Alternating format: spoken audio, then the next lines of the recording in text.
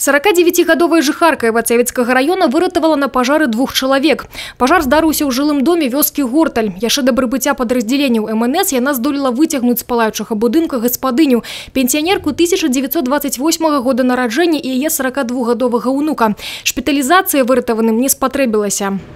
Інцыдэнт адбыўся на брэсцкім смеццеперапрацоўчым заводзе. У выхадныя сюды выклікалі сапёраў. 9 декабря около 18 часов по спецлинии 102 с Брестского мусороперерабатывающего завода поступило сообщение о том, что при переработке мусора был обнаружен предмет, похожий на артиллерийский снаряд.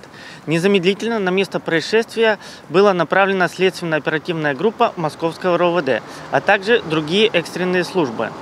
Была произведена эвакуация 40 работников завода.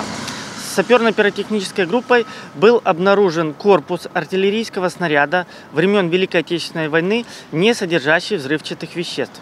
Работа предприятия была продолжена. В настоящее время проводится проверка, устанавливаются обстоятельства и место, откуда был доставлен данный корпус снаряда. За мінулыя выхадныя зарэгістравана одно дорожно-транспортное здарэнне. 2 человека атрымалі раненні. На территории Пружанского района произошло дорожно-транспортное происшествие. По предварительной информации, 60-летний житель города Минска, управляя автомобилем марки Audi A6, двигаясь по улице Шоссейной в деревне Калядичи Пружанского района, в районе дома номер 54 не справился с управлением автомобиля, допустил съезд в правый кювет с последующим наездом на придорожное дерево.